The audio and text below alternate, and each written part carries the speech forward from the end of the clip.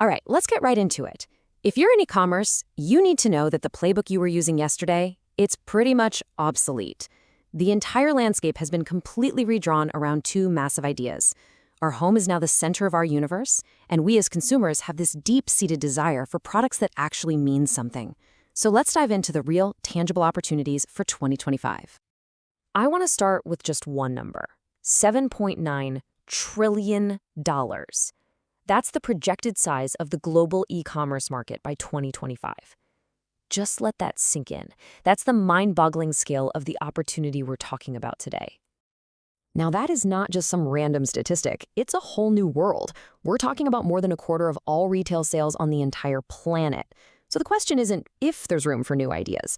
The real question is, where are the biggest, most exciting opportunities hiding? And that's exactly what we're going to uncover. To find those golden opportunities, first, we've got to understand who we're even selling to. Because this massive market, it's being driven by a fundamentally new kind of consumer with totally new habits and, you guessed it, totally new expectations. And just look at this, the sheer dominance of one single device. We're talking about nearly 75%. That means 3 out of every $4 spent online is now happening on a smartphone. So e-commerce is no longer mobile-friendly, it is mobile, full stop. And it's not just how people are shopping, it's why. We're discovering products scrolling through our social feeds, right? We're building these direct relationships with brands through subscriptions. And more, we're demanding that the companies we buy from actually reflect our own values on things like sustainability and ethics.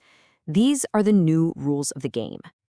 Okay, let's jump into our first huge area of opportunity, what I'm calling the at-home revolution. With the rise of hybrid work, our homes have morphed into our offices, our gyms, our movie theaters, you name it. And this has completely reshaped what we're spending our money on. First up, the smart home. But look, this is so much deeper than just convenience. It's really about creating a sense of control and security. In a pretty chaotic world, we're building these little connected ecosystems to make our personal sanctuary safer, easier, and way more efficient. And that's driving this market past $180 billion. And this just shows you how wide open the field is. We're talking everything from security systems you control with an app to voice assistants that basically run your schedule. Think about smart appliances that make cooking a breeze, or energy systems that actually lower your bills. The demand for a truly integrated, seamless home life is absolutely massive. And this desire for a better home, it isn't just about the latest tech. It actually extends to the very fabric of our living spaces. People aren't just crushing at home anymore. They're really investing in comfort, productivity, and just a great vibe to make their home a true sanctuary. So what does that actually look like? Well, things like ergonomic chairs and desks for the home office are absolutely booming. But so are things like minimalist decor, sustainable bedding made from organic materials, and really clever modular storage solutions. We want our homes to be functional, beautiful, and a reflection of who we are. Of course, we're not just working from home. We're playing at home too. Gaming has totally cemented itself as a mainstream social and entertainment industry. It's not crazy for a dedicated player to spend over $500 on their setup alone. That's all contributing to a global market worth over $280 billion. And here's the real key. The opportunity isn't just in selling the games themselves, it's the whole ecosystem around it. High-performance accessories, ergonomic gaming furniture, VR and AR hardware that blows your mind, and professional-grade streaming equipment for that next generation of creators. This market is deep. It's passionate, and it's growing. All right, let's shift gears to our second huge theme, the rise of what I call the better being economy. This is all about consumers actively looking for products that improve their lives and line up with their personal values. This is the market for products with a real purpose. This one statistic right here, it says it all. Almost 60% of shoppers are saying, yes, I will actively choose to spend more of my money with brands that are doing good in the world. This is not a niche preference anymore. It's a mainstream demand. Purpose is the new premium. So this desire for better really starts with ourselves. The global wellness economy is now valued at over $7 trillion. That's because we're all proactively investing in preventive health, mental balance, and self-care routines. And the product opportunities here are just incredibly diverse. We're seeing huge growth in things like personalized nutrition, at-home fitness gear, clean and organic skincare, and products that promise us a better night's sleep and less stress. Any brand that helps people feel better is just winning big right now.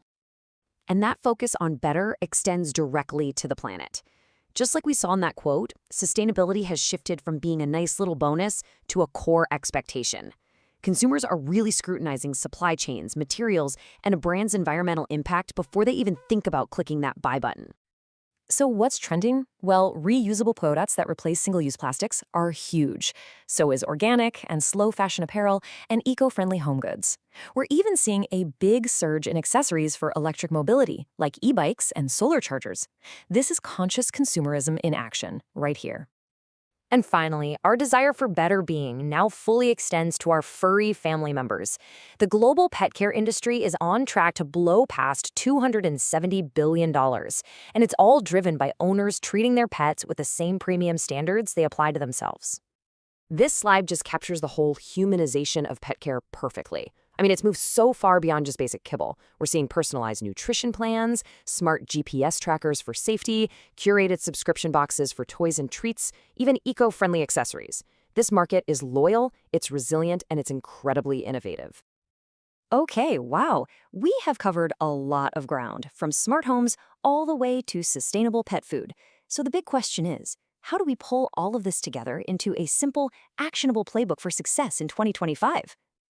Here it is in a nutshell. Old retail was all about the mass market. It was desktop first, and everything was driven by price.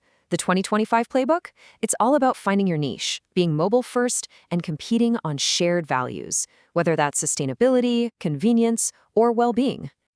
And if you look just over the horizon, this evolution is only speeding up. AI is going to deliver hyper-personalized shopping. We're going to be ordering products just by talking to our smart speakers. And augmented reality will let us try on clothes or place furniture in our rooms virtually. The future is immersive, and it's incredibly intelligent. So the landscape has changed, the consumer has changed, and the tools have changed. The field is wide open for focused, value-driven brands to really thrive. The new playbook is in your hands. So the only question left is, what are you going to build with it?